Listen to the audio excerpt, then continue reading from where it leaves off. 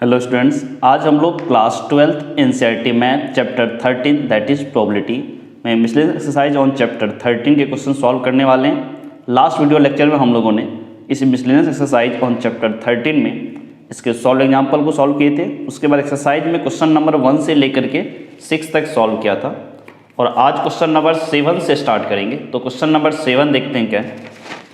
Question number 7 देखो, a die is thrown again and again until 3 sixes are obtained. Find the probability of obtaining the third six in the sixth throw of a die. क्या बोला? एक dice है, वो throw किया गया बार बार again and again until 3 sixes are obtained, जब तक 3 6 आपका नहीं आ जाता। Find the probability of obtaining the third six in the sixth throw of the dice. क्या प्रोबेबिलिटी होगा कि उसका थर्ड सिक्स आएगा आपका six throw of the dice. वो डाइस को थ्रो किया तब तक जब तक आप उसके पास 3 6 नहीं आ जाए, तो प्रोबेबिलिटी बोला है कि 6 थ्रो में उसको थर्ड 6 आया होगा। इसका मतलब क्या हुआ कि जो 6 थ्रो से पहले जो 5 थ्रो हुआ था उसमें क्या हुआ, उसके 2 6 आए होंगे। वो कभी भी आ सकता है। तो देखो इस क्वेश्चन को कैसे करते हैं। सबसे पहले गेटिंग 6, इसको हम लोग मानते हैं सक्सेस। तो मिसलेनियस एक्सरसाइज चैप्टर का नाम लिख दो पहले।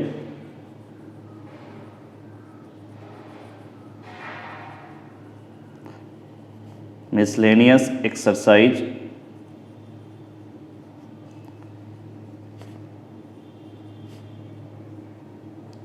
On chapter 13। So question number 7, getting 6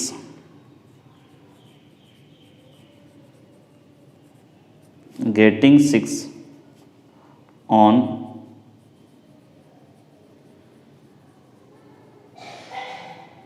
getting 6 on throwing a dice is considered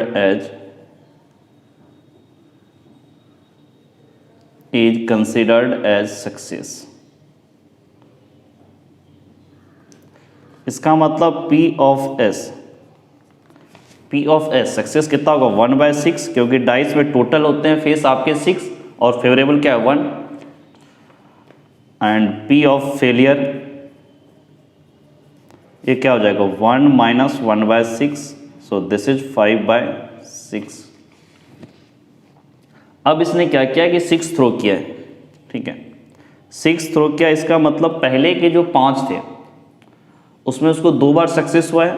इसका मतलब 5C2, 5 में से 2 पिक कर लो जहाँ पर आपको सक्सेस हुआ, तो उसकी प्रोबेबिलिटी 1/6 का स्क्वायर। इट मीन्स बाकी 3 टाइम वो फेल हुआ होगा, तो दिस इज 5/6 टू पावर 3। और 6 थ्रो में क्या बोल रहा प्रोबेबिलिटी क्या 6 थ्रो में उसको 6 आया, इसका मतलब सक्सेस हुआ था, तो दैट प्रोबेबिलिटी विल बी 1/6। अब जरा देखो इसकी answer 5C2, this is 5 × 4 divide by 2 factorial. फिर ये क्या हो जाएगा, न्यूमरेटर देखो 1 का स्क्वायर 5 का cube into 1, this is 5 to power cube. Upon में देखो 6 स्क्वायर 6 क्यूब 6, तो this will be 6 to power 6। अब ये 2 से ये हमारा 2 कैंसिल हो जाएगा, तो यहाँ से क्या बोलोगे 2 × 5 × 5 टू पावर क्यूब, तो this is 5 to power 4 upon 6 to power 6। अब अगर आप चाहो तो एक 6 को इधर कैंसिल कर दो, 2/6, this is 5 to power 4 upon 6 to power 5, 1 and this one is 3, so you can say this is 1/3 into 5 to power 4 upon 6 to power 5। ये क्वेश्चन नंबर 7 का सॉल्यूशन है and answer is 1/3 5 to power 4 into 6 to power 5। अगर इसकी value निकालना चाहो तो 5 to power 4 कितना होगा 25 का स्क्वायर, दैट इज 625। और ये 3 × 6 टू पावर कितना आपको 5, तो कितना हो जाएगा ये 6 टू पावर ऐसे समझ लो 6 टू पावर 3 होता है 216 इंटू फिर 36। तो इसको देखो 625 अपॉन 3 इंटू 6 कितना हो जाएगा 18 हैंड में 1 314 3 इंटू 2 6 इंटू 36। अब ज़रा मल्टीप्लाई कर लो यहाँ पे 648 इंटू 36। तो 6 इंटू 8 एंड में 4 6 इंटू 4 24 प्लस 4 28 2 6 इंटू 36 2 36 2 38 3 से 8 इंटू 3 24 200 3 इंटू 4 12 2 14 हैंड में 1 3 into 6 18 1 19। So this is 8 plus 4 12 hand में 1 5 plus 8 13 hand में 1 4 plus 9 13 2। So this is 625 upon 23328। ये आपका NCERT का सॉल्यूशन है 625 अपॉन 23328। NCERT का सॉल्यूशन नहीं, NCERT का ये आंसर दिया हुआ। आप यहाँ भी छोड़ सकते हो, यहाँ भी छोड़ सकते हो। अब क्वेश्चन नंबर 8 की तरफ मूव करें।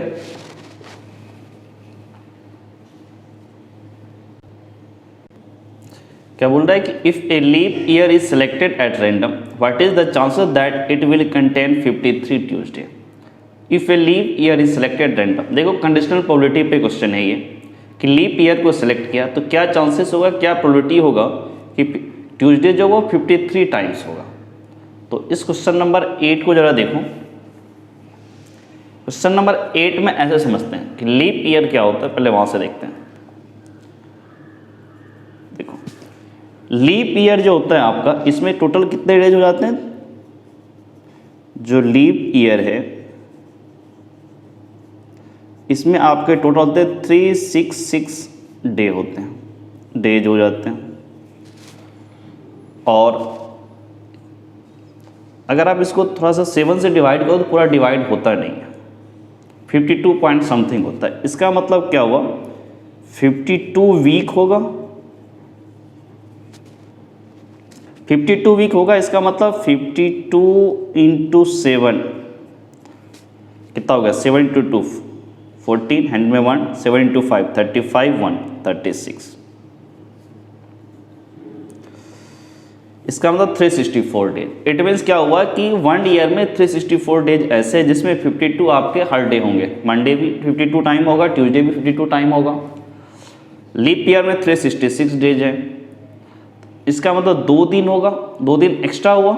ये 2 दिन आपको बैलेंस कैसे होगा, 2 दिन आपका बैलेंस हो जाएगा कि वो हो सकता है मंडे ट्यूसडे हो, मंडे बाद फ्राइडे तो आ नहीं सकता ना, तो दो जो पड़ोसी डे होगा वो आएगा। मंडे ट्यूसडे हो सकता है, ट्यूसडे वेडनेसडे हो सकता है, वेडनेसडे थर्सडे हो सकता है, दोनों टी सेम नहीं है।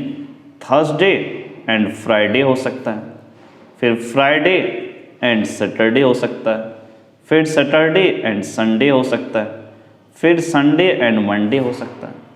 यही पॉसिबिलिटी है ना। तो ये हो गया इसका सैंपल स्पेस, ये जब आपका लीप ईयर सेलेक्ट था।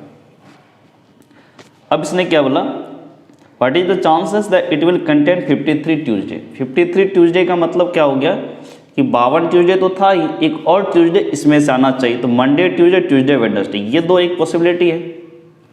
तो इसका मतलब आप इसको ऐसे कर लो, लेट इवेंट की तरह मान लेते, let event B. Event B किसको मानोगे कि leap year is selected, leap year is selected, ठीक है। और इवेंट ए क्या मानोगे, ईयर कंटेन 53, ईयर कंटेन्स या ईयर हैज 53 ट्यूसडे।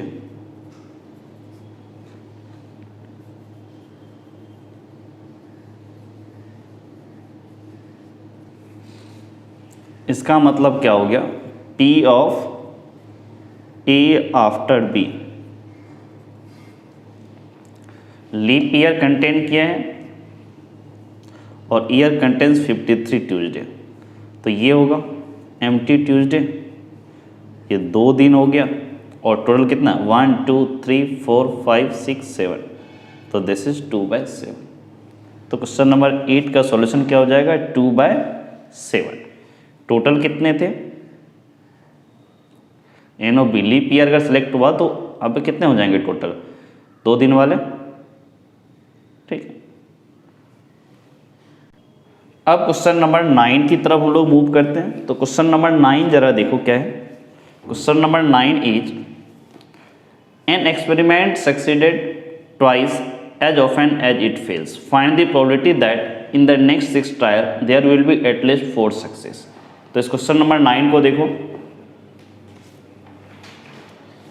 तो क्वेश्चन नंबर 9 में आपका जो बोला है वो देखो क्या कह रहे हैं कि क्वेश्चन नंबर 9 सबसे पहले इसने डिफाइन क्या किया सक्सेस और फेलियर को।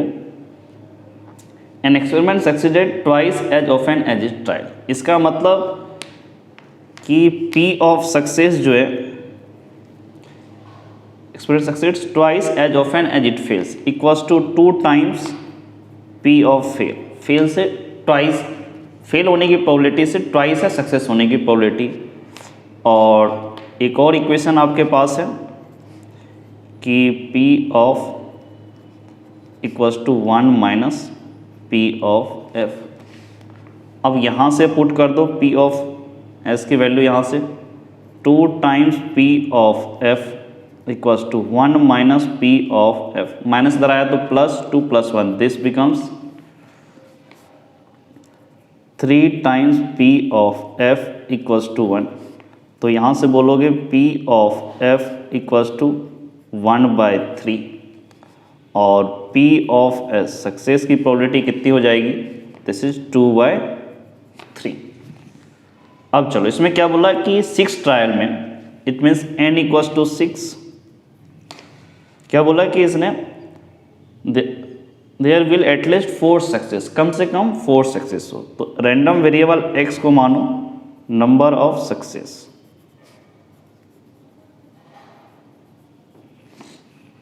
अब इसने क्या बोला एटलीस्ट 4। एटलीस्ट 4 का मतलब 4 भी हो सकता है, 5 भी हो सकता है, 6 भी होगा, 7 नहीं हो सकता क्योंकि मैक्सिमम 7 है, मैक्सिमम 6 है, 6 ही ट्रायल दिया इसने। तो प्रोबेबिलिटी क्या हो जाएगा P equals to P of x equals to 4 plus P of x equals to 5 plus P of x equals to 6। तो यहाँ से देखो x इक्वल्स टू 4 तो 6C4, फिर सक्सेस होने की प्रोबेबिलिटी कितना है 2/3, तो दिस इज 2/3 टू पावर 4। अब फेल होने की प्रोबेबिलिटी 1/3, तो 1/3 का square plus bracket closed. Next P of x equals to 5 पे देखो 6C5, 6 में से 5 पिक करो जहाँ पे आपको सक्सेस मिला हो, तो दिस इज 2/3 टू पावर 5, फिर फेल की प्रोबेबिलिटी 1/3, ये एक ही बार फेल हुआ होगा, bracket close plus 6x equals to 6। इसका मतलब 6 में से 6 पिक करो, ये सब के सब क्या हुए हैं आपके सक्सेस हुए हैं, तो दिस इज 2/3 टू पावर 6। और फेल कुछ हुआ नहीं, उसकी प्रोबेबिलिटी नहीं आएगी। अब इसमें से आप क्या करो कि 2/3 टू पावर 4 को कॉमन ले लो, सब में से आ जाएगा, देख सकते, या एक काम करो, हाँ ठीक है ले सकते हैं, 2/3 टू पावर 4 को कॉमन ले लो, तो दिस इज 2/3 टू पावर 4 को कॉमन लिया, तो यहाँ से आया 6C4 और ये कितना हो गया 1/9, 1/3 का स्क्वायर प्लस यहाँ से 6C5 कॉमन आया और यहाँ से कितना हुआ 2/3 और ये 1/3, तो दिस इज 2/9 आया प्लस 2/3 टू पावर 6, यहाँ से 6C6 ये आया और यहाँ से 2/3 का स्क्वायर, दिस इज 4/9, क्योंकि 2/3 टू पावर 4 तो कॉमन ले चुके थे। अब यहाँ से ज़रा देखो, this is 2/3 to power 4 6c4 की वैल्यू देखो, 6 इंटू 5 डिवाइड बाई 2 फिर इंटू 1/9 प्लस 6c5, तो this is 6 into 2/9 plus 6 this is 1 into 4/9 bracket close. ये 2 से आपका ये 3 कैंसिल आउट। अब अगर यहाँ से देखते हो तो this is 2/3 to power 4 bracket में एलसीएम लोगे तो सब 9 आ जाएगा। 3 इंटू 5 दिस इज 15, फिर 6 इंटू 2 दिस इज 12, फिर 4 into 1 this is +4 bracket closed. अब यहाँ से क्या बोल सकते हैं, 2/3 टू पावर 4, फिर यहाँ से देखो 12 + 4 16 + 15 दिस इज 31 अपॉन 9। तो यहाँ से क्या बोल सकते हो,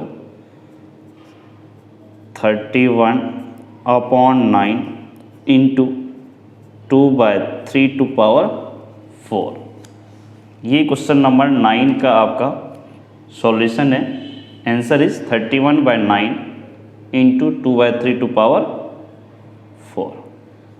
ठीक है, अब क्वेश्चन नंबर 10 की तरफ मूव करो। Question number 10 is how many times must a man toss a fair coin so that the probability of having at least one head is more than 90%। क्या बोल रहे हैं कि एक इंसान जो है वो एक फेयर कॉइन, अनबायस्ड कॉइन है, उसको वो टॉस करता है। तो क्या बोल रहा है कि probability of having at least one head, एक हेड आने की प्रोबेबिलिटी, कम से कम एक head, at least one head is more than 90%। इसका मतलब प्रोबेबिलिटी कितना हो गया, 0.9। प्रोबेबिलिटी 0.9 से ज़्यादा होना चाहिए, मोर देन 90%। परसेंटेज है 90% से ज़्यादा, it means probability should be greater than 0.9। तो सबसे पहले इसमें क्या करो कि वो जो इंसान टॉस किया है उस कॉइन को मान लो कि वो n टाइम्स टॉस किया है, और फिर बाद में हम लोग इस n की वैल्यू निकाल लेंगे। तो क्वेश्चन नंबर 10 में सबसे पहले हम लोग एक काम करते हैं, इसमें लिखते हैं कि मैन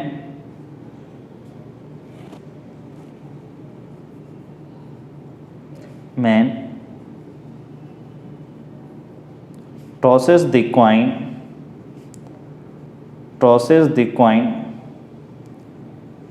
n times।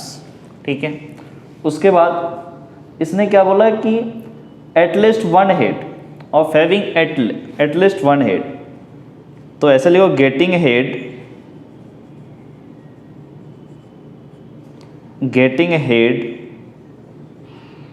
इज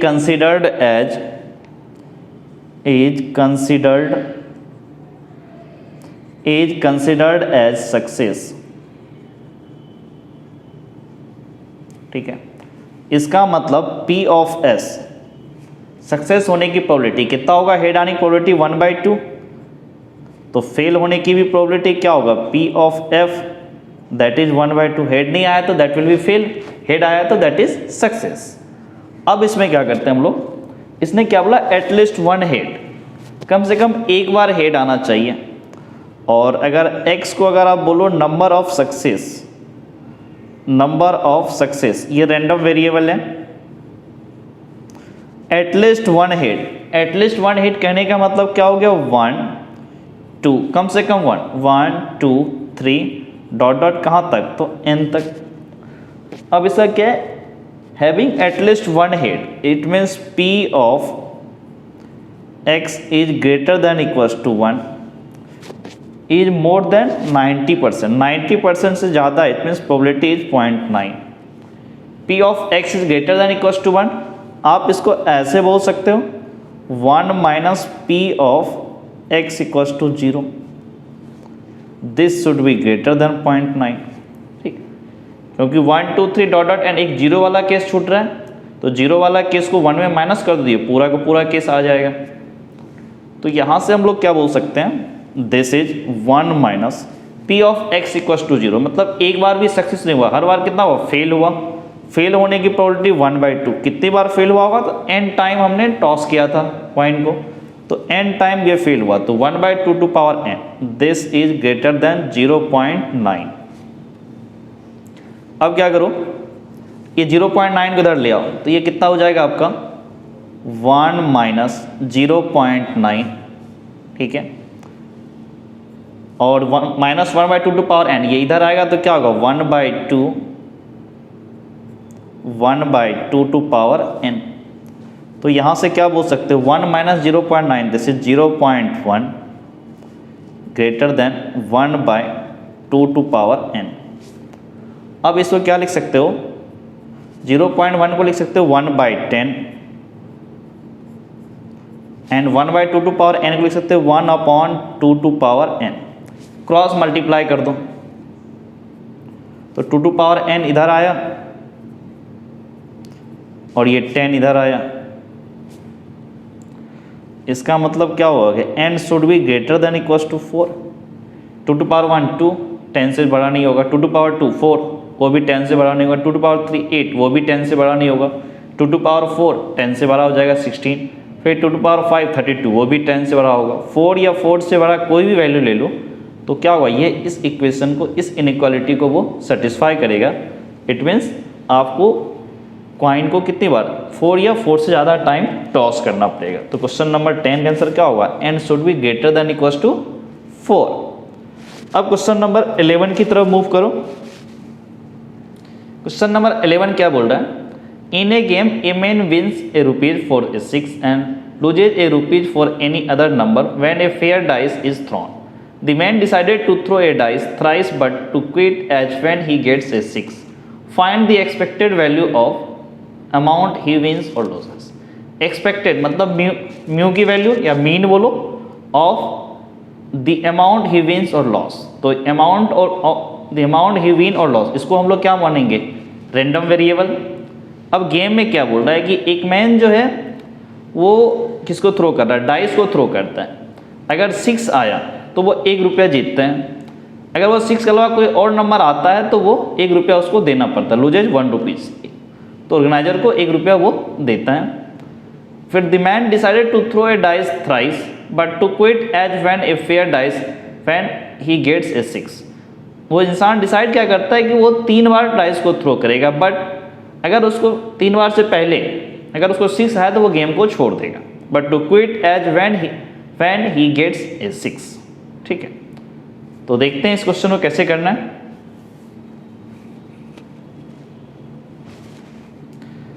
सबसे पहले क्वेश्चन नंबर 11 में देखो, सबसे पहले एक काम कर लेते हैं हम लोग, getting a 6 is considered as, ऐसे करो, success. Getting 6 on dice is considered as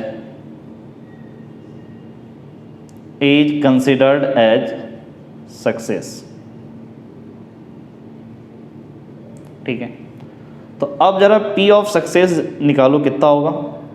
dice है, फेवरेबल 6 है 1, और टोटल कितना है इसमें आउटपुट, टोटल फेज 6 होता है तो 1/6। And P of failure, fail होने की प्रोबेबिलिटी जब 6 नहीं आया तो वो कितना होगा 5, 1 माइनस 1/6 कर लो तो दिस इज 5/6। अब इसने क्या बोला कि अगर वो 3 बार उसने किया है, ठीक है ना, तो सबसे पहले ऐसे सोच लो कि सैंपल स्पेस का बनाते हैं, क्या क्या हो सकता है। हो सकता है कि वो जैसे ही टॉस किया उसको 6 आ गया तो वो गेम छोड़ देगा। हो सकता है कि उसने 6 उसको नहीं आया, मतलब पहली बार वो फेल हुआ और दूसरी बार में उसको सक्सेस हुआ। हो सकता है 2 बार फेल हुआ, तीसरी बार में उसको सक्सेस हुआ, सक्सेस होते ही वो गेम छोड़ देगा। एफ हो सकता है कि वो तीनों बार फेल हो गया होगा, तब भी तो वो गेम छोड़ेगा ही, क्योंकि उसने डिसाइड किया 3 बार गेम खेलने का। 6 आ गया तो वो छोड़ देगा, नहीं तो वो 3 बार तक ट्राई करेगा। आया तो ठीक है, नहीं तो भी ठीक है। अब हम लोग क्या बोले थे इसमें कि रैंडम वेरिएबल x हमने क्या डिफाइन किया था, द अमाउंट, रैंडम वेरिएबल क्या था, द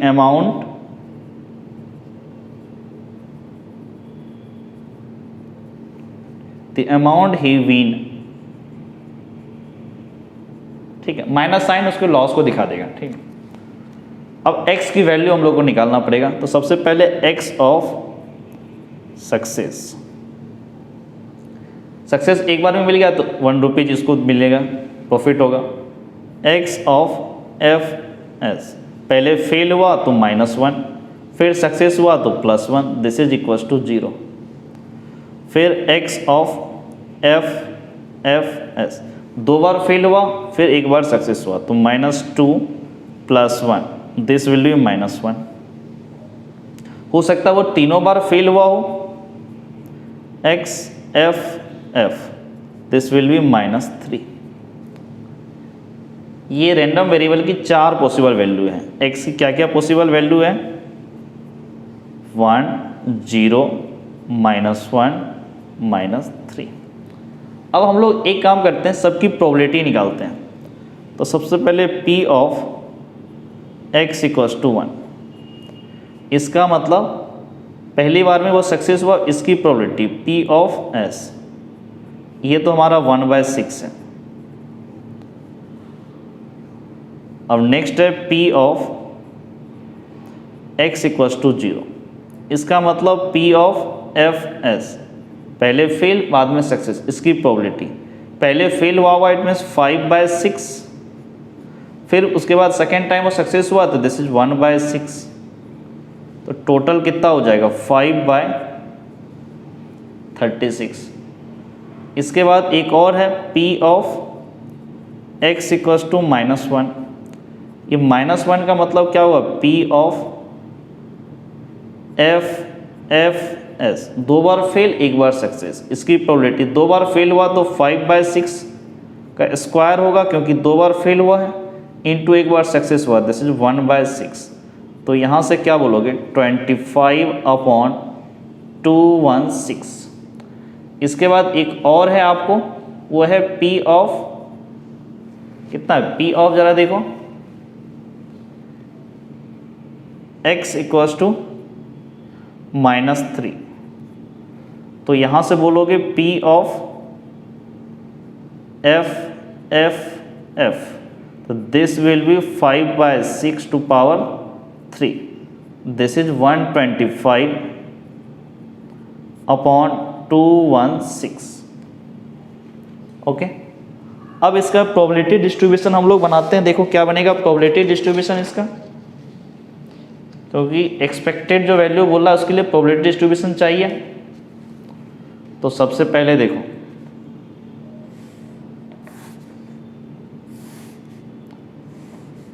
ये रहा हमारा probability distribution, this is x, this is p of x, फिर x की वैल्यू जरा देखो क्या क्या है? 1, 0, -1, -3।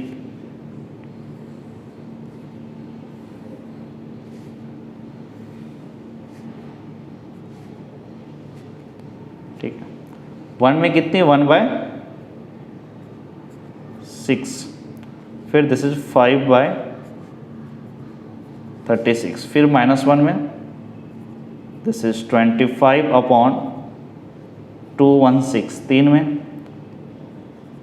125/216।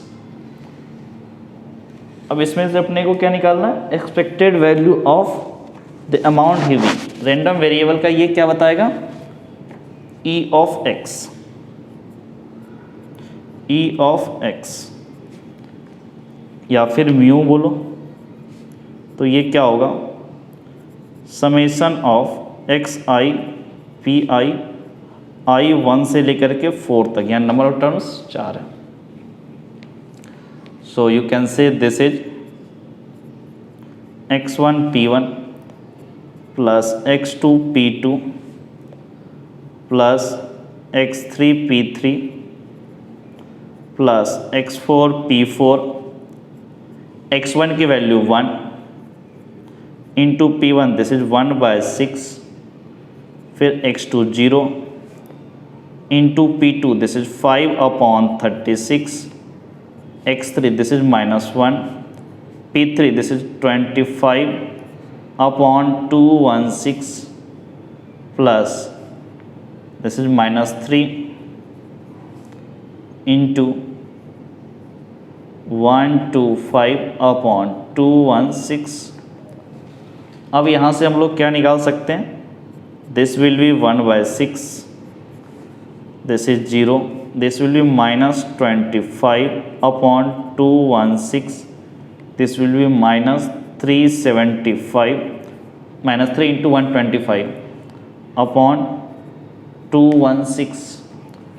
पूरे का एलसीएम ले लो तो this is 216, this becomes 36 minus 25 minus 375, so you can say this is 36 minus 400 upon 216।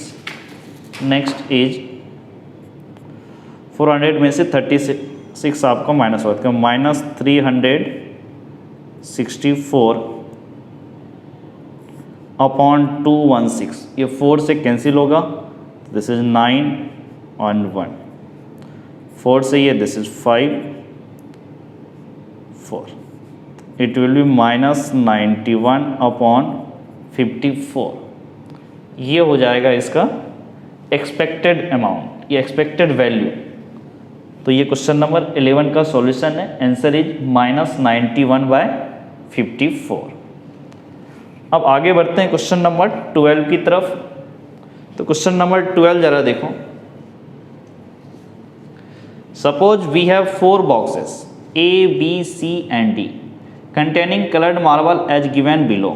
Box A, B, C, D marble colour red का 1, 6, 8, 10, 8, 0 ABCD में, वाइट कलर का क्या है 6 A में और बॉक्स A में और 2 वाइट बॉक्स 2 में एंड 1 वाइट बॉक्स C में और 6 वाइट बॉक्स D में। 3 ब्लैक कलर का है बॉक्स A में, 2 ब्लैक कलर है B बॉक्स में और 1 ब्लैक कलर है C बॉक्स में, 4 ब्लैक कलर है D बॉक्स में। ये आपको टेबल दे दिया ABCD बॉक्स में कौन कौन कलर के मार्बल हैं। ठीक, नेक्स्ट क्या बोला, 1 of the boxes has been selected random. इन 4 बॉक्स में कोई एक बॉक्स को सिलेक्ट किया तो 1/4 पॉसिबिलिटी से होगा, प्रोबेबिलिटी से। And a single marble is drawn from it, if the marble is red what is the probability that it was drawn from box A, box B, box C।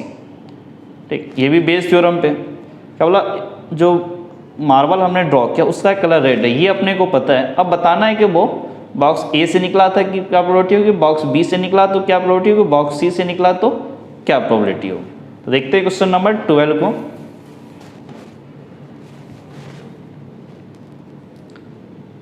सबसे पहला काम हम लोग करते हैं इसमें, इसका जो टेबल है ना वो बना लेते हैं क्योंकि ये काम आएगा। क्वेश्चन नंबर 12, ठीक है।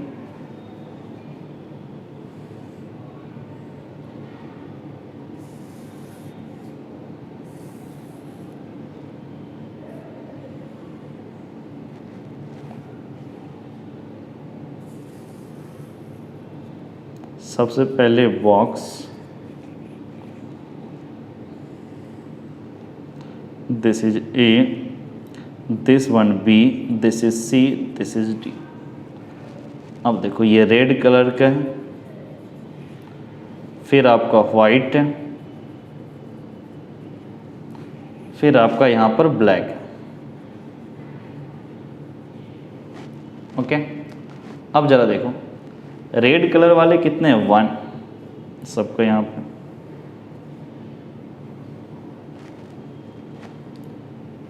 रेड कलर का 1680, A में 1 है, B में 6 है, C में 8 है और D में 0 बॉल है।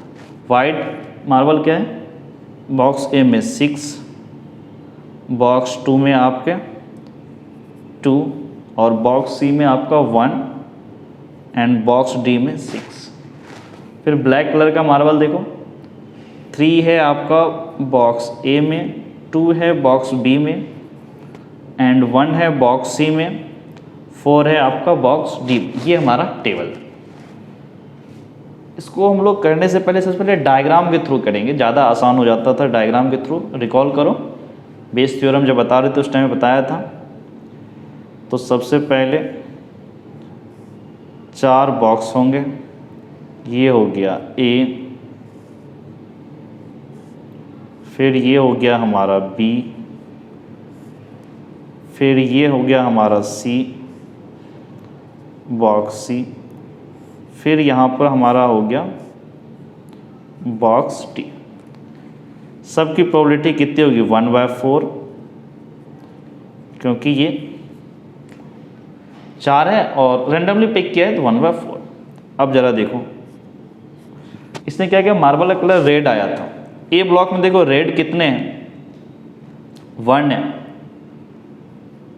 और टोटल कितने मार्बल है इसमें 1 6 7 + 3 10, 1/10।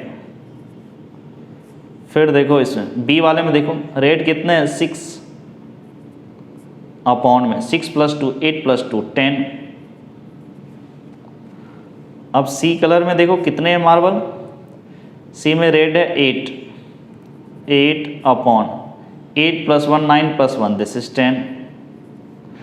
फिर बॉक्स डी में देखो 0, टोटल करने की जरूरत ही नहीं, 0/10 दैट विल बी 0 ही होगा। ये हमारा डायग्राम हो गया। अब क्या करेंगे, ए बी सी डी सबको इवेंट हम लोग बनाएंगे। इसको E1 इवेंट बनाएंगे, इसको E2 इवेंट, इसको अपन E3 और इसको E4। अब इसको लैंग्वेज में देखो कैसे लिखते हैं हम लोग, इसको लैंग्वेज में लिखेंगे, ठीक है। क्या लिखेंगे, let E1 event box A is selected, box A is selected। E2 को क्या बोलेंगे, E2 इवेंट का मतलब है box B is selected, box B is selected। E3 event का मतलब हो गया box C is selected and E4 का मतलब हो गया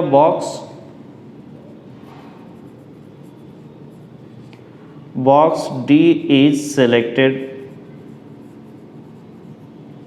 और A किसको बोलोगे, रेड मार्बल इज ड्रॉन,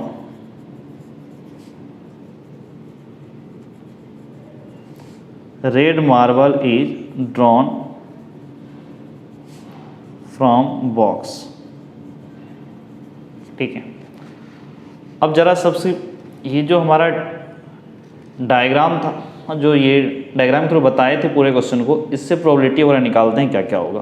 हालांकि डायग्राम में दिखा चुके हैं, फिर भी लिख लो। P of E1 this is 1/4, दिख भी रहा है यहाँ डायग्राम से। अब ये कितना हो जाएगा 1/10। P of A after E1, जब आपको पता है बॉक्स 1 से ही निकला है मार्बल तो उसकी प्रोबेबिलिटी 1/10। फिर P ऑफ E2, इसकी भी प्रोबेबिलिटी 1/4। जब आपको पता है कि बॉक्स B से निकला है मार्बल तो उस केस में probability P of A after E2 this is 6/10 and the next P of E3 this is 1/4 and अब आपको पता है बॉक्स C से ही निकला है मार्बल हमारा तो P of A after E3 ये कितना 8/10 and next is P of E4 this is 1/4 and P of A after E4। इसमें तो एक भी रेड कलर के मार्बल थे ही नहीं तो इससे कुछ नहीं निकलेगा, दैट इज प्रोबेबिलिटी इज 0। अब इसका फर्स्ट पार्ट है, इस क्वेश्चन का जो फर्स्ट पार्ट बोला था, फर्स्ट पार्ट देखो क्या बोल रहे हैं कि बॉक्स A से निकला था इसकी प्रोबेबिलिटी, इसका मतलब ये क्या हुआ, बाय बेस थ्योरम देखो क्या कर रहे हैं, बाय बेस थ्योरम हम लोग क्या बोल सकते हैं, P ऑफ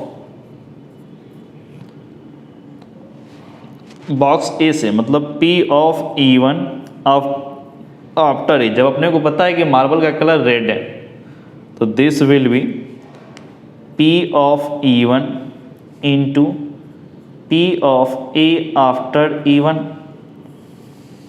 अपॉन में क्या होगा P of E1 into P of A after E1, E1 का मतलब बॉक्स ए से निकला है marble, plus P of E2 into P of A after E2 plus P of E3 into P of A after E3 plus P of E4 into P of A after E4। अब यहाँ से ज़रा देखो क्या होगा, P of E1 is 1/4, P of A after E1 this is 1/10 upon में this is 1/4 P of E1 into P of A after E1 this is 1/10 plus P of E2 this is 1/4 and P of A after E2 this is 6/10 plus P of E3 this is 1/4, P of A after E3 this is 8/10, P of E4 this is 1/4 and P of A after E4 this is 0। तो यहाँ से क्या होगा देखो, पूरे में से हम लोग 1/4 को कॉमन ले लेते हैं तो दिस इज 1/10। चाहो तो 40 भी कॉमन ले सकते हो, एक काम करो ना 1/4 और ये 10 पूरे को कॉमन ले लो, 1/4 इंटू 1/10 पूरे को कॉमन ले लो तो दिस विल बी 1 और यहाँ से क्या होगा +6, यहाँ से +8, यहाँ से 0, पूरा का पूरा कैंसिल आउट। तो यहाँ से क्या बोल सकते हो 1/6 + 1 7, 7 + 8 दिस इज 15, 1/15। ये आपका ए पार्ट हुआ। अब अगर इसका बी पार्ट निकालना चाहो, बी पार्ट भी आपका क्या होगा बाय बेस थ्योरम। इसमें क्या बोला था बॉक्स बी से, it means P of E2 जो इवेंट है वो बॉक्स बी के लिए, E2 after A this will B P of E2 into P of A after E2 upon में P of E1 into P of A after E1 plus P of E2 into P of A after E2 plus P of E3 into P of A after E3 plus P of E4 into P of A after E4। अब जरा देखो इसमें क्या होगा, P of E2 this is 1/4, P of A after E2 this is 6/10 upon में P of E1 this is 1/4, P of A after E1 this is 1/10 plus फिर P of E2 this is 1/4, P of A after E2 this is 6/10 plus P of E3 this is 1/4, P of A after E3 this is 8/10, P of E4 this is 1/4, फिर P of A after E4 this is 0। फिर अगर आप यहाँ से देखो तो 1/4 और ये 10, इसका मतलब 1/40 को कॉमन ले सकते हो तो ब्रैकेट में आया 6, इसमें से भी 1/40 को कॉमन ले लो तो यहाँ से आएगा 1, यहाँ से आएगा +6, यहाँ से आएगा +8 और यहाँ से +0, तो पूरा का पूरा कैंसिल आउट। तो दिस इज 6/6 + 1 7 + 8 दैट इज 15 अब देखो 3 से cancel out, 3 into 2, 3 into 5, this will B 2/5। ये हो गया आपका सेकेंड पार्ट, बॉक्स बी से निकला। अब अगर बॉक्स सी से भी निकला है तो उसकी प्रोबेबिलिटी देखो क्या होगा। इसमें 3 पार्ट था इस क्वेश्चन में, तो ये क्या होगा जरा देखो। ये भी होगा आपका बाय बेस थ्योरम ही होगा, bye Bayes theorem,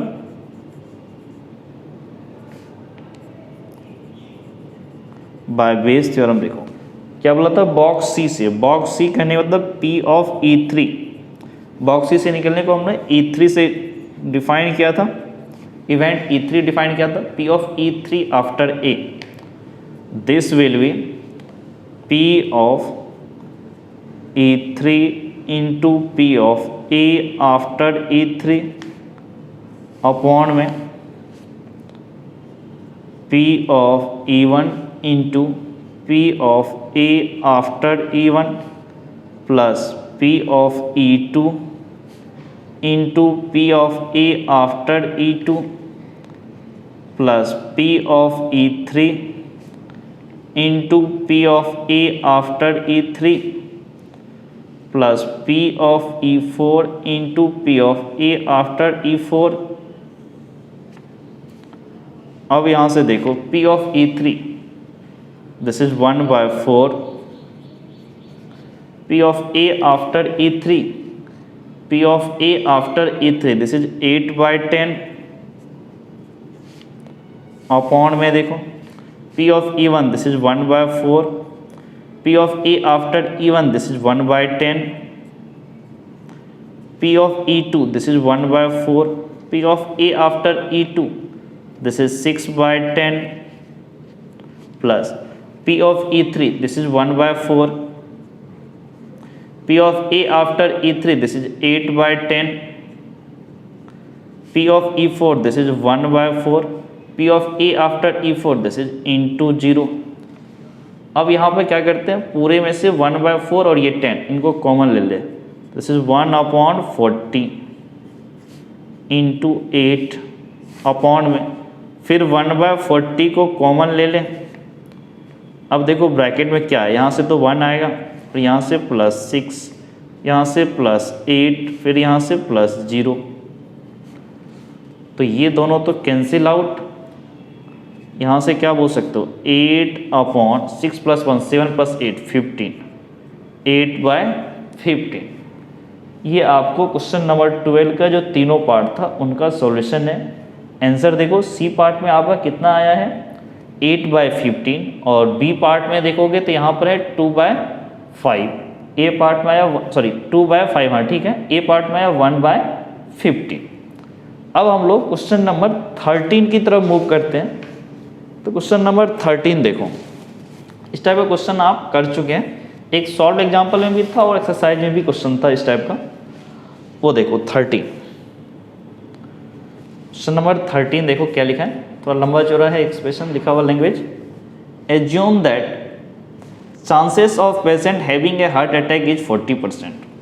it is also assume that meditation and yoga course reduce the risk of heart attack by 30%, and prescription of certain drug reduces its chances by 25%. At a time, a patient can choose any one of the two options with equal probability. दोनों equal probability है choose करने की, 1/2 1/2.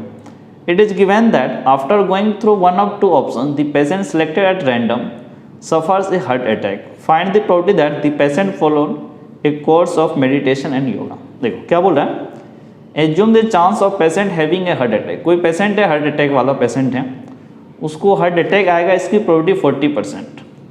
It means 0.4 probability, percentage 40 है, 40, तो probability will be 0.4, 100 से divide कर दो। It is also assume that meditation and yoga course reduce the risk of heart attack by 30%। अगर कोई पेशेंट मेडिटेशन और योगा का हेल्प लेता है, ठीक है, तो उससे 30% उसका हार्ट अटैक का रिस्क कम हो जाता है। इसका मतलब 70% है अभी, ठीक है, 30% रिड्यूस हुआ तो 70% है। फिर prescription of certain drug reduces its chances by 25%। Doctor का जो जो प्रिस्क्रिप्शन है उस पर जो हमने मेडिसिन लिया ना उससे 25% रिड्यूस हो रहा है। इट मीन्स 75% चांस है उसको हार्ट अटैक आए। एट ए टाइम अटैक आई हो सकता है, उसकी बीमारी थोड़ी कम हो रही है, ठीक है, risk of heart attack. At a time a patient can choose any one of two option with equal probability. दोनों, कोई पेशेंट के पास दोनों ऑप्शन को चूज करने की इक्वल प्रोबेबिलिटी है। It is given that after going through one of two option the patient selected random suffers a heart attack.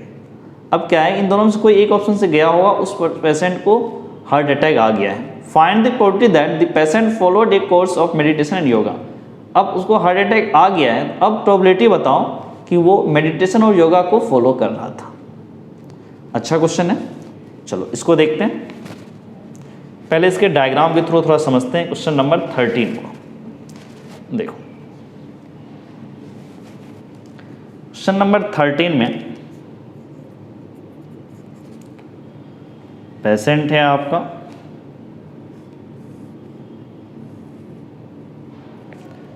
पहले क्या बोला, मेडिटेशन एंड योगा को फॉलो करता है। दूसरा क्या करता है, डॉक्टर का जो प्रिस्क्रिप्शन में उस पर जो मेडिसिन दिया है, जो ड्रग दिया है, ठीक है, उसको फॉलो करता है। और दोनों को फॉलो करने की प्रोबेबिलिटी ये 1/2 बोल रहे हैं। अब देखो जो मेडिटेशन और योगा करता है उसकी प्रोबेबिलिटी देखो, क्या बोला, 30% रिड्यूस कर दिया है, 70% है, इट मीन्स 0.7 है कि 0.7 प्रोबेबिलिटी है उसको होगा ये डिजीज। अब क्या, हार्ट अटैक आने की प्रोबेबिलिटी 40% लिखा हुआ है, तो अब इसका भी 40%, मतलब इसका 0.4 प्रोबेबिलिटी इंटू 0.4, तो दिस विल बी 0.28। अब चलो ड्रग वाले में देखो, ये क्या करता है, ड्रग से क्या होता है, उसका 25% रिड्यूस होता है। इट मीन्स 75% यानी 0.75 ये उसकी प्रोबेबिलिटी है उसको अब ये डिजीज रहने की। फिर क्या बोला, हार्ट अटैक से 40%, अगर है उसको हार्ट अटैक तो 40% चांस है कि उसको हार्ट अटैक होगा। हार्ट का डिजीज है तो उसका 40%, मतलब इसका 0.4 प्रोबेबिलिटी, तो दिस विल बी 0.300, या ये बोलो दिस इज 0.3। अब इसने क्या बोला कि अब प्रोबेबिलिटी बताओ कि जो हार्ट अटैक पेशेंट है वो मेडिटेशन एंड योगा वाला ही है। तो सबसे पहले डिफाइन करेंगे, इसको हम लोग मानेंगे E1 इवेंट, इसको मानेंगे E2 इवेंट। चलो डिफाइन करते हैं। Let E1 patient goes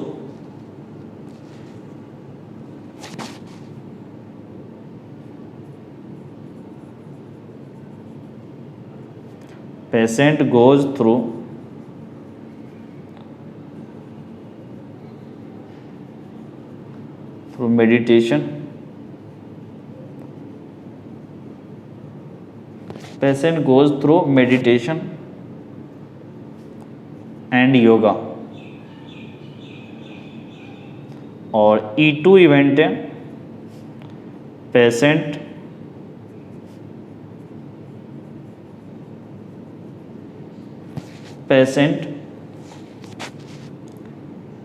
takes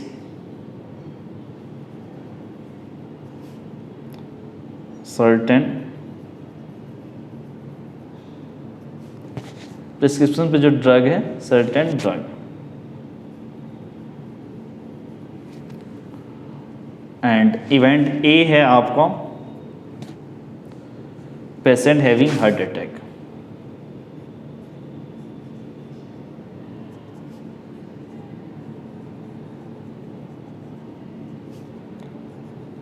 patient have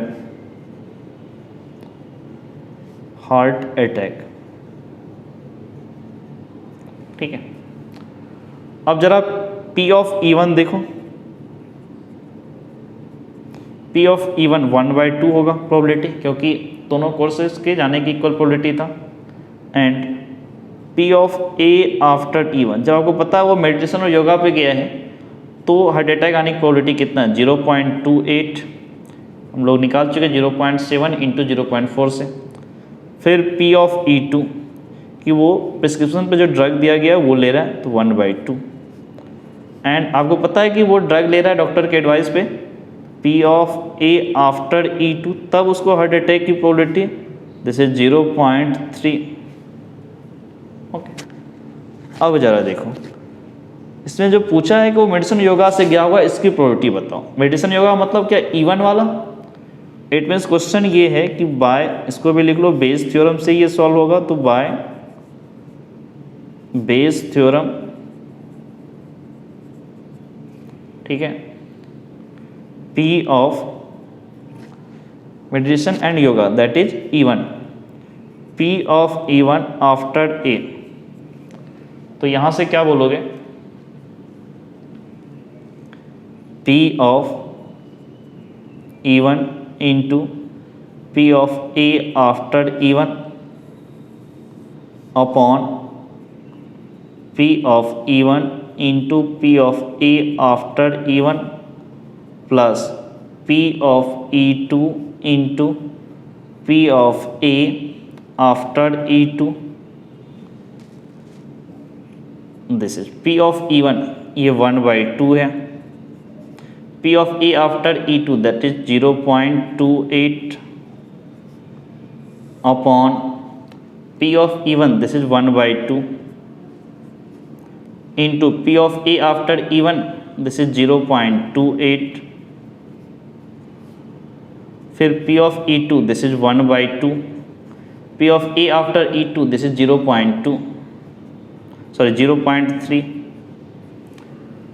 अब क्या करो, न्यूमरेटर में से भी 1/2 और डिनोमिनेटर से भी 1/2 को कॉमन ले लो ताकि उसको हम लोग कैंसिल कर सकें। तो दिस इज 0.28, यहाँ से भी 1/2 को कॉमन लिया, this is 0.28 plus 0.3, 1/2 cancel out. तो यहाँ से हम लोग क्या बोल सकते हैं, दिस इज 0.28 अपॉन में 0.28 plus 3 this is 0.58, point cancel out. अब देखो 2 से कैंसिल होगा, this will B 14 and this will B 29। तो यहाँ से क्या बोलोगे, दिस इज 14 अपॉन 29। ये क्वेश्चन नंबर 30 का सॉल्यूशन है, 13 का आंसर इज 14/29।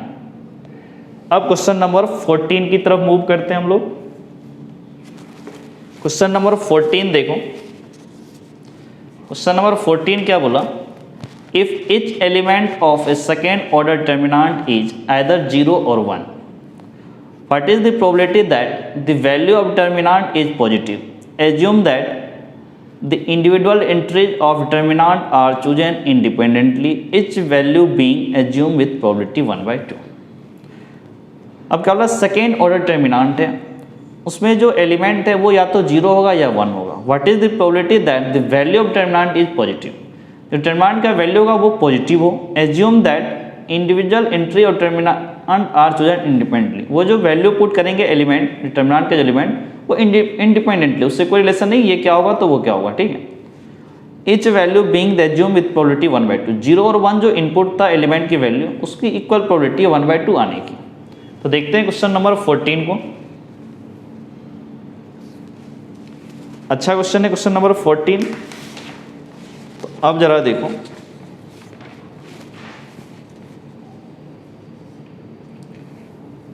तो क्वेश्चन नंबर 14 में सबसे पहले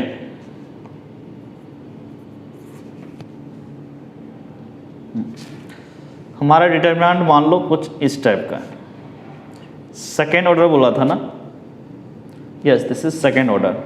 सो this will be A, this will be B, this will be C, this will be D. अब यहां से इसकी वैल्यू क्या बोलोगे, cross multiply A D minus B C, A D minus B C. बोला कि determinant value should be positive, it means A D minus B C should be greater than 0। ये positive कब होगा, अगर ये 0 हो जाए, ये 0 हो जाए, 0 माइनस 0 0, बट बोला पॉजिटिव, इसका मतलब इसको पक्का 1 होना पड़ेगा, ए डी को 1 होना पड़ेगा, A D equals to 1 and B C को आपको 1 करेंगे तो 1 माइनस 1 0, क्योंकि 0 1 दो ही इनपुट है, तो बी सी को पक्का 0 होना पड़ेगा। अब ज़रा देखो केस क्या क्या बनेंगे। ये ए है, A equals to 1, D equals to 1, एक केस ये बना, A equals to 1, D equals to 1। B और सी, तो बी को आप 1 पुट कर दो, सी को 0 कर दो, या फिर बी को 0, सी को 1, A equals to 1, D equals to 1, B को 0, सी को 1, या इसके अलावा एक और पॉसिबिलिटी है, A equals to 1, D equals to 1, ये दोनों तो 1 ही रहेगा ताकि ए डी का प्रोडक्ट 1 हो सके, और यहाँ पर बी इक्वस टू 0 और सी इक्वस टू 0, और ए बी सी डी सबके आने की प्रोबेबिलिटी 1/2 है, सबकी वैल्यू 0 और 1 आने की प्रोबेबिलिटी 1/2 है। अब जरा इस केस में देखो प्रोबेबिलिटी कितना होगा। इस केस में प्रोबेबिलिटी देखो, इसकी 1/2, इसकी 1/2, इसकी भी 1/2, इसकी भी 1/2, कितना 1/2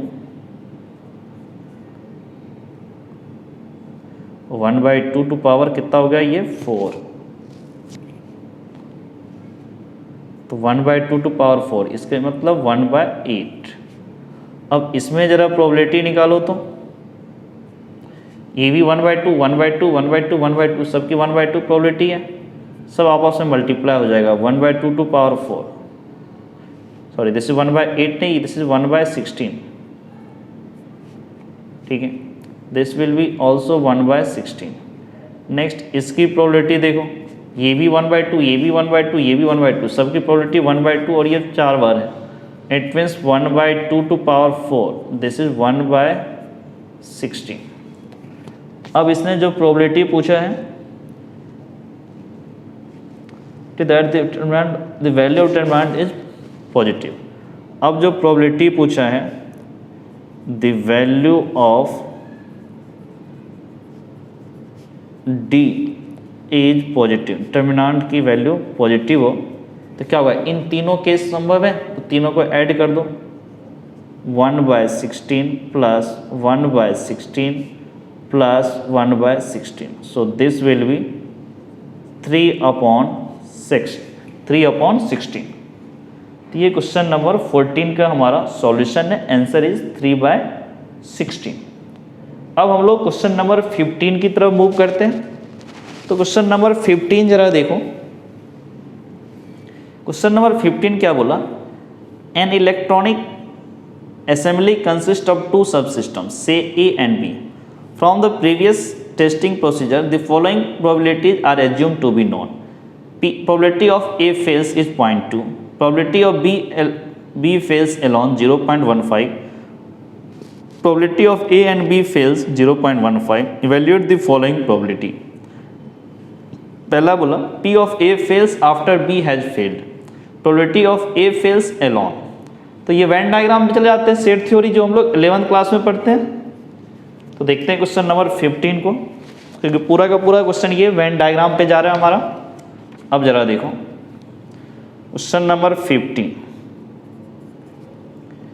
सबसे पहले यहां पर क्या किया,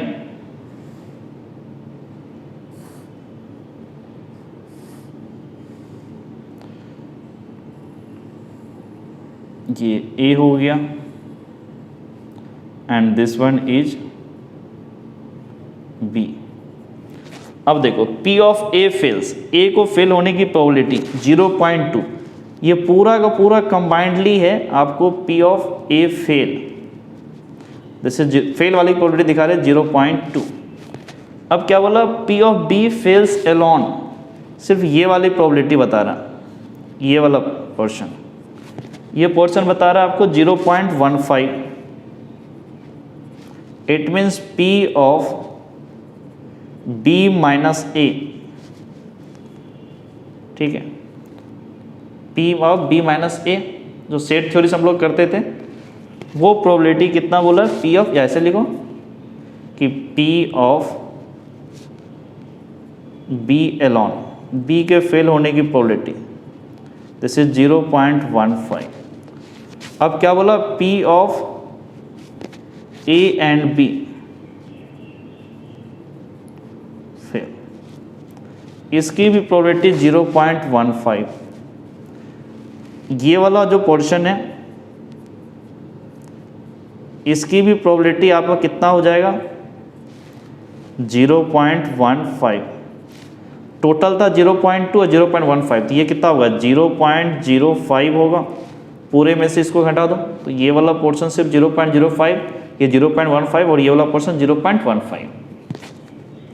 पहला क्वेश्चन देख लो, फर्स्ट पार्ट इसने क्या बोला, A fails, P of A fails after B has failed।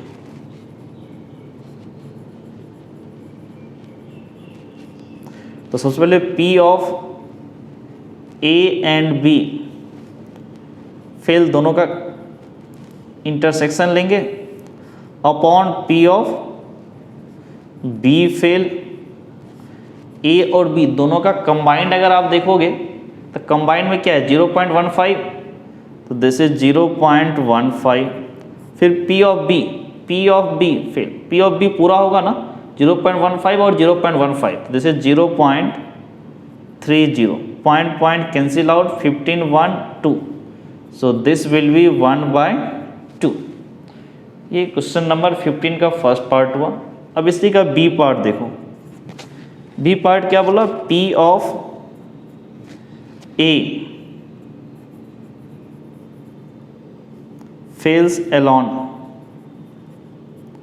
P of A fails alone, अकेला में ये क्या होगा, सिर्फ ये वाला पार्ट होगा ना, तो दिस इज 0.05, अकेला 0.05। ये क्वेश्चन नंबर 15 का सॉल्यूशन है, फर्स्ट पार्ट का 1/2, सेकेंड पार्ट 0.05। अब क्वेश्चन नंबर 16 की तरफ मूव करो, तो क्वेश्चन नंबर 16 देखो। क्वेश्चन नंबर 16 क्या बोल रहा है, bag 1 contains 3 red and 4 black ball, bag 2 contains 4 red 5 black ball, 1 ball is transferred from bag 1 to bag 2, then a ball is drawn from bag 2, the ball so drawn is found to be red in the color, find the probability that the transferred ball is black। ठीक, first bag में आपके 3 red है 4 black ball है, second bag में आपके 4 red है 5 black ball है, फिर 1 ball is transferred from bag 1 to bag 2, bag 1 से बैग 2 में एक बॉल ट्रांसफर किया, तो उसके बाद then a ball is drawn from bag 2, फिर बैग 2 से एक बॉल निकाला गया, ball so drawn is found to be red in the colour, जो बाद में बैग 2 से बॉल निकाला उसका कलर यह बोल रहा है red, find the probability that transferred ball is black. मतलब फर्स्ट बैग 1 से जो बॉल आया था उसका कलर ब्लैक होगा, इसकी प्रोबेबिलिटी। तो इसको देखते हैं डायग्राम से पहले, फिर हम लोग इवेंट बना के करेंगे इसको। काफ़ी अच्छा क्वेश्चन है ये। अब जरा देखो इसको क्या करते हैं हम लोग। क्वेश्चन नंबर आपका ये 16 है।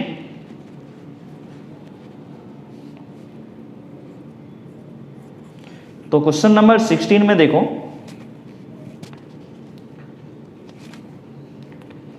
कि सबसे पहले हम लोग ये मान रहे हैं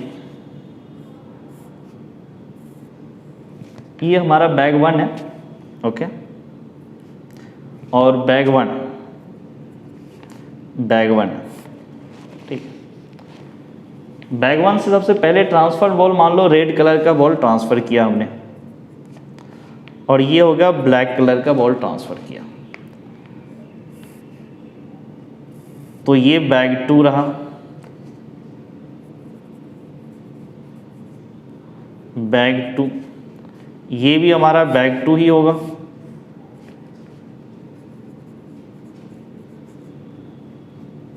बैग 2। अगर रेड कलर का आया तो पहले बैग 2 में हमारे पास कितना था, बैग 2 में था 4 रेड 5 ब्लैक, एक रेड आ गया तो कितना होगा 5 रेड 5 ब्लैक, तो इसमें होगा 5 रेड 5 ब्लैक, फिर क्या 4 रेड 5 ब्लैक, फिर अगर ब्लैक आया तो 4 रेड 4 तो रेड ही रहेगा, और 5 ब्लैक क्या हो जाएगा 6 ब्लैक हो जाएगा। बैग 1 में जरा देखो इसमें कितना 3 रेड 4 ब्लैक है, 3 आर है रेड है और 4 ब्लैक है। अब इसमें हम लोग क्या करते हैं, प्रोबेबिलिटी देखो, इसमें से रेड आने की प्रोबेबिलिटी 3/7, और इससे ब्लैक आने की प्रोबेबिलिटी 4/7। इसको हम लोग इवेंट E1 मानेंगे और इसको इवेंट हम लोग E2 मानेंगे। अब जरा देखो, अब बैग 2 से जो बॉल निकला उसका कलर क्या है? रेड है। तो रेड क्या? 5R 5 black, it means 5/10, this will B 1/2। अब यहां से देखो रेड 4/10, 4/10, तो दिस इज 2/5। एक काम करो, 4/10 5/10 लेकर के करेंगे, ज़्यादा आसान होगा। अब लो, लेट इवेंट E1 किसको डिफाइन करोगे? इसको करोगे ट्रांसफर्ड बॉल, जो बॉल का ट्रांसफर्ड किया, red ball is transferred, red ball is transferred, red ball is transferred, red ball is transferred from, red ball is transferred from क्या? बैग 1। ओके, E2 किसको मानोगे? कि black ball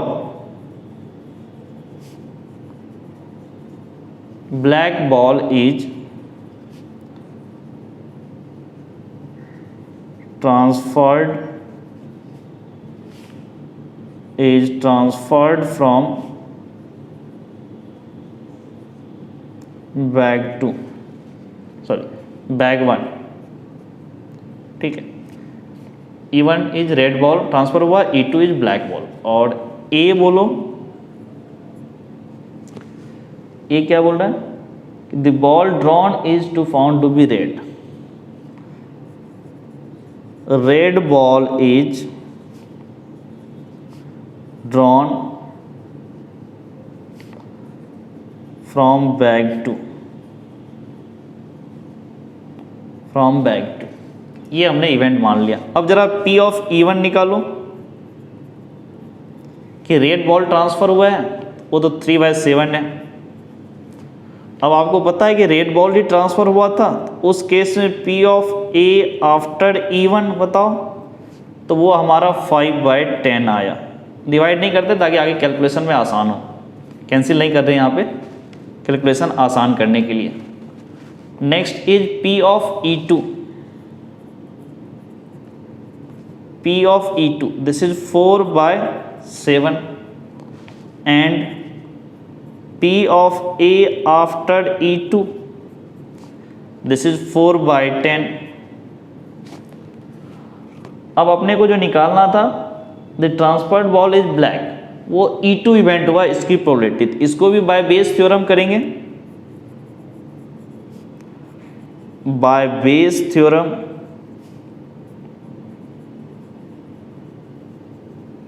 by Bayes theorem क्या करेंगे? P of E2 after A,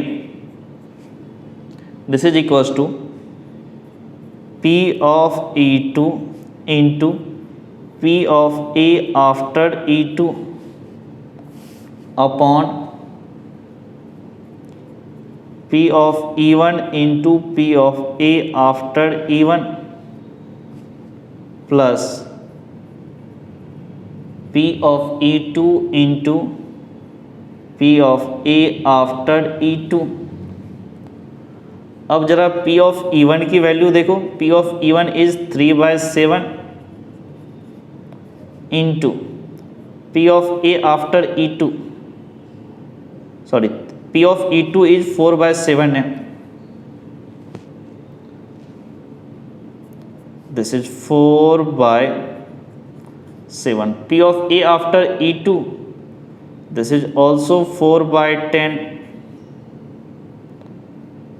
upon P of E1, this is 3/7, फिर P of A after E1, this is 5/10 plus P of E2, this is 4/7, P of A after E2, this is 4/10। अब एक काम करते हैं हम लोग, इसमें से 7 इंटू 10 इसको कॉमन ले लेते हैं। 1/7 को न्यूमरेटर में कॉमन लिया, 4 into 4 this will B 16। Denominator में भी 1/70 7 इंटू 10 को कॉमन ले लो ताकि ये आपस में कैंसिल हो सके। तो 7 इंटू 10 1/70 कॉमन लिया, 3 into 5 this is 15 plus 4 into 4 this is 16, cancel out. तो यहाँ से क्या बोल सकते हो, 16 अपॉन 15 प्लस 16 दैट इज 31। ये क्वेश्चन नंबर 16 का हमारा सॉल्यूशन है। Answer is 16 upon 31।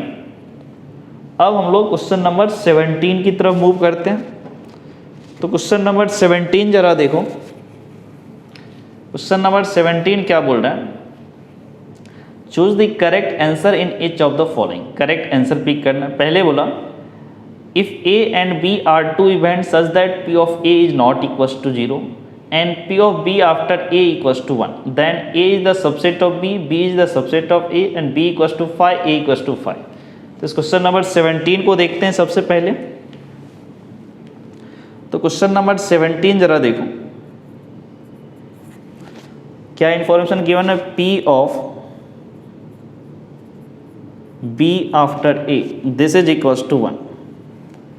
अब P of B after A को आप कंडीशनल प्रोबेबिलिटी से क्या लिखोगे, P of B intersection A, P of B intersection A upon P of A equals to 1। फिर आप क्या लिखोगे, P of B intersection A equals to P of A, cross multiply कर दिया। अब जरा देखो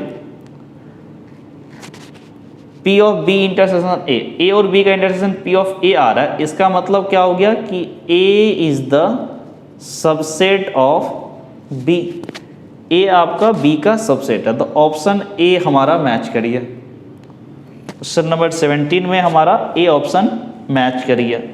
अब क्वेश्चन नंबर 18 की तरफ अगर मूव करें तो क्वेश्चन नंबर 18 जरा देखो क्या बोल रहा है, if P of A after B is greater than P of A, then which of the following is correct? First option आपका बोल रहा है P of B after A is less than P of B, P of A intersection B equals to P of is less than P of A into P of B, फिर P of B after A is greater than P of B, फिर P of B after A equals to P of B। कहने मतलब P of A after B दिया हुआ है, उसके बाद पूरा का पूरा ऑप्शन किस पे चला गया, एक तो इंटरसेक्शन में, बाकी B after A पे।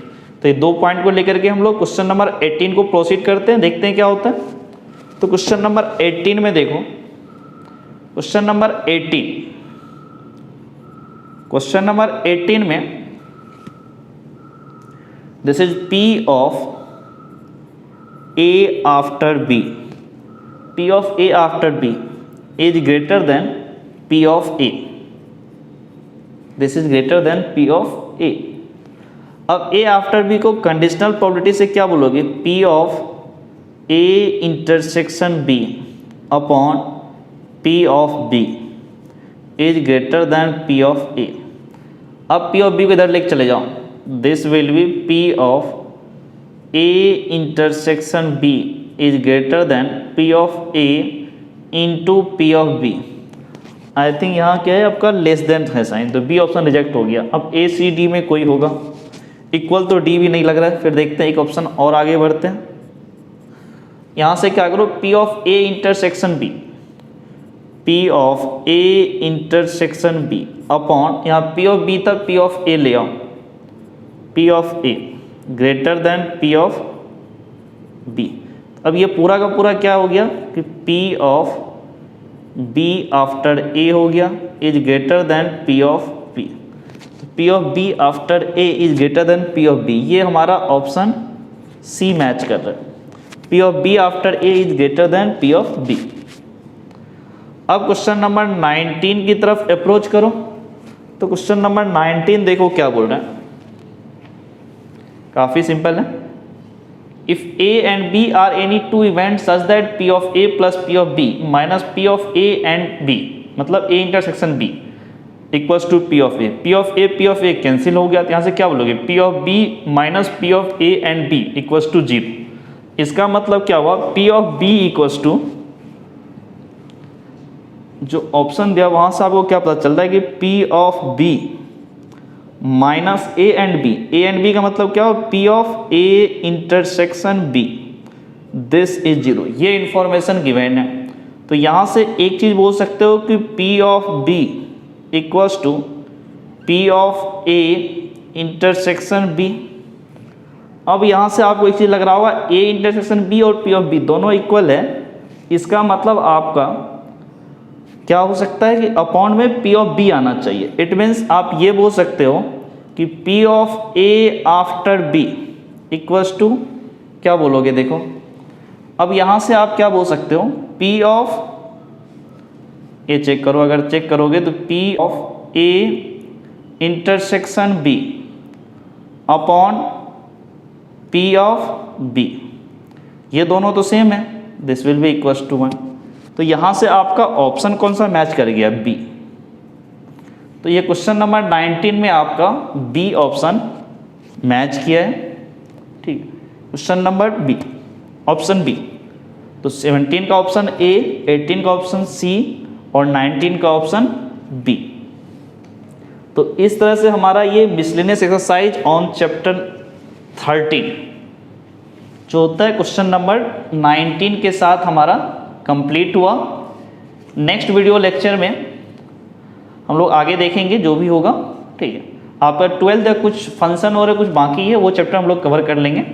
फंक्शन इनवर्स, मैट्रिक्स डिटरमिनेंट वो बाकी है, थोड़ा सा वो डिले हो गया, हमने कैलकुलस से स्टार्ट किया था, तो उसको आगे कंप्लीट कर देंगे, function inverse, matrix and determinant. उसके साथ हमारा ये क्लास 12 का पूरा टॉपिक कंप्लीट हो जाएगा। तो ओके, इतना ही कंप्लीट करते हैं आज। Thank you.